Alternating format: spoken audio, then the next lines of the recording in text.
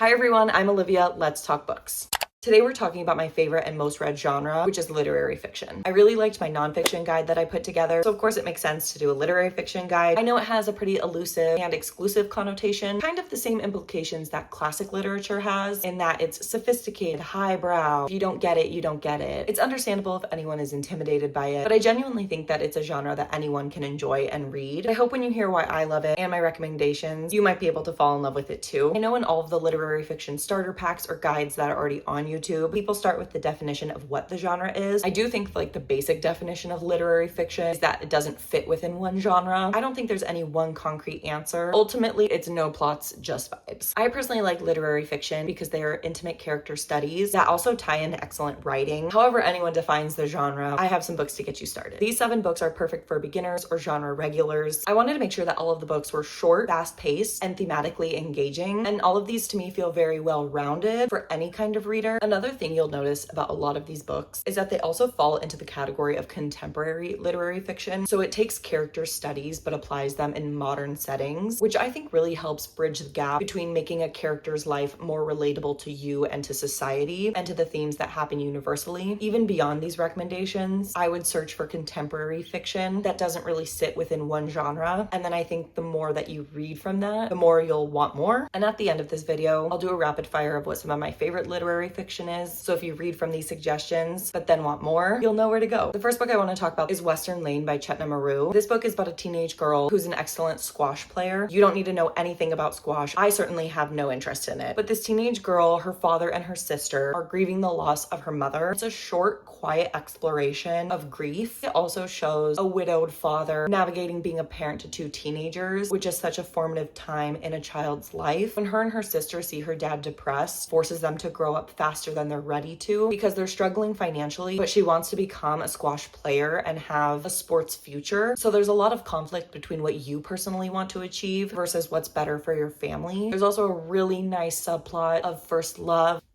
I think if you liked small things like these, you would like this book. In terms of style, this is very much about an old man in the Catholic Church. Again, this is about a teenage girl in squash. This was put on my radar when it was nominated for the Booker. It's coming of age, it's grief, it's roles within family is just truly excellent. A Guardian and a Thief by Megha Majumdar. I definitely have recency bias for this because I just finished it in the past few weeks. I think this is an excellent book for beginners because it truly is so fast-paced. The writing is so well-rounded where it's good as a craft while also having excellent prose and quotes. This book is getting a lot of love on my channel right now because I read it last month in October, and I'm going to be talking about it again when I talk about my National Book Awards long list wrap up. In this, we follow 2 perspectives, that of the mother, her daughter, and her father, but primarily the mom's point of view, and then a young teenage boy who's trying to lift his family from extreme poverty. He's just trying to add more stability. The mom and the teenage boy cross paths and a whole lot unfolds, and this book takes place in a near future Kolkata where there's a food shortage, so people are pushed to their brink and their humanity is really just stripped bare, and it really asks what would you do in both the role of a guardian and of a thief, and the ending of this is so shocking. I do think this is very heavy-handed and blatantly tells you the answers to how everybody is both a guardian and a thief in their life, but I think because she does give that explanation, it can really help a beginner who's new to the genre be able to connect thematic dots and know exactly what to talk about and what the author is trying to achieve. James by Percival Everett is a book that I think everybody should read and is where you should start if you're just trying to get back into reading in general. It won the Pulitzer this year. It won the National Book Award last year. It's very popular and award-winning for good reason. This is a reimagining of Huckleberry Finn, told from the perspective of Jim, who's enslaved. It hits most of the main beats of the original, but it's more concerned about telling a historically accurate to the time of the beginnings of the Civil War of what it would be like to be enslaved in that time, rather than a true retelling of the original work. Percival Everett says he likes to think that he was in conversation with Mark Twain, not trying to make a revisionist history. I did just see him on tour for this book. It was a great conversation. Again, this is pretty clear with themes. It's fast-paced, and while this is definitely a historical literary fiction, I think it's perfect for anyone getting back into reading, especially literary fiction. If you're looking for a book where the character has a very distinct inner monologue, I would pick up Catalina by Karla Cornejo Villavicencio. In this book, Catalina is an undocumented Harvard student, so it talks a lot about what it means to be an undocumented American while attending one of the most prestigious universities in the country and the world. It's really sharp and funny. Catalina is also also a very hot mess, so you probably won't like a lot of the decisions she makes. I know I certainly didn't, but I do have a great appreciation for her. So it talks about her as a college student, her family who are also undocumented, and then her romantic life, and the story blends all three of those together really well. If James is going to get you back into reading in general, The Husbands by Holly Gramazio will help you get out of a reading slump. I love this book. It came out last year and it was a Read with Jenna book club pick, but I really feel like it wasn't that popular and still kind of feels like it was under the radar. But in this book, we follow our main character Lauren, who comes home from a night out with her friends to realize she has a husband, but she's not married and is actually single. The next day, her husband goes into the attic, and when he comes back down, he's actually a different husband. So throughout this story, you see a rotation of husbands come in and out of Lauren's life as they go in and exit the attic. There's a fun twist in the middle. I really liked the ending. The attic and these husbands serve as a great metaphor for social media dating and asks the question, is there a perfect or right one? Some people might think it needs some editing or is a little overwritten. It does kind of have that Groundhog Day feeling where you have to relive some days, but it's fun while being able to maintain those deeper conversations. Interior Chinatown by Charles Yu is the most creative on this list when it comes to structure and breaking from traditional storytelling. The book is actually written as a screenplay, and because it's written in this way, it allows for the dialogue to feel more natural and for the reading experience to move faster. It balances inner monologue with actual dialogue very well. In this book, Willis feels like a background character cast as a generic Asian man, and he kind of starts to romanticize his life and wonder what it would be like to be what he calls the kung fu guy. It's really hard to put this book in a neat box because while it's about Willis becoming the main character of his own life, the restaurant he works at also becomes like an imaginary set for this cop show, and it's up to him, the average guy, to help the super attractive woman detective while all of that pomp and circus is happening. He's also grieving the loss of his brother while exploring what it means to be an immigrant and an Asian person in America. This won the National Book Award in 2020, which was very timely. I love when an author has something to say and then does so in a very creative format and bucks the traditional sense of what a novel should look like. Finally, we have Open Heaven by Seán Hewitt. If I can recommend an Irish author, I will, but this is a very quiet book. I would say it's the most atmospheric on this list. The writing really helps capture the sense of this small English town. But in this story, our main character is a shy 16-year-old teenage boy where he's kind of an outcast because he's one of the only gay people in this town. He's going through high school, and one of the neighbors that's on his delivery route takes in one of their nephews, but the nephew and our main character have an obvious chemistry and gravitation towards each other. The tension in this is so good. It is the ultimate will they or won't they. We're learning alongside the main character what role the main character can play in the nephew's life, if the nephew reciprocates feelings or not. I also really liked how the main character, his name is James, by the way, I don't know why I just keep glossing over that, but James also has a little brother who's disabled. They never outright label it as epilepsy, but you can definitely infer that that's what it is. I also really liked the exploration of what it's like to be a sibling to someone who is disabled. I didn't love how the parents were written as parents of a disabled child, but that's not the focus of the book. That's just something I had a particular issue with. Again, it's short and it's an Irish writer, and Irish writers just have this unspoken thing where they all can just cut right to the core of the human experience, and they do so in such a beautiful way where every line just feels like a punch to the gut, and it really makes you wonder how an author is able to encapsulate a universal human feeling in just a sentence, especially in this book where the yearning is so earnest and tender. The Irish just know how to do it. While I consider these 7 books my starter pack, popular recommendations that I've seen on other people's guides that I also agree with include Normal People by Sally Rooney, Writers and Lovers by Lily King, and especially because her new book Heart the Lover came out. Read this first before you read this though. I also co-sign on The Vanishing Half. I also think The Rachel Incident is a great place to get started too. Some additional literary fiction that I love is Headshot by Rita Bullwinkle, especially if you want another sports story after Western Lane, or creative storytelling like Interior Chinatown. Town Lake by Ann Patchett is my favorite book of all time. Northwoods by Daniel Mason and Hamnet by Maggie O'Farrell are 2 excellent historical literary fiction novels. And if you're looking for something dystopian, I would pick up I Who Have Never Known Men by Jacqueline Hartman, translated from the French by Rosa Schwartz. I really hope I've just significantly added to your TBR, which I do know is a kind of diabolical thing to say, but I love all of these books and I really hope you do too. If you've read any of these, what did you think? As always, I'm Olivia. Happy reading. I'll see you next time.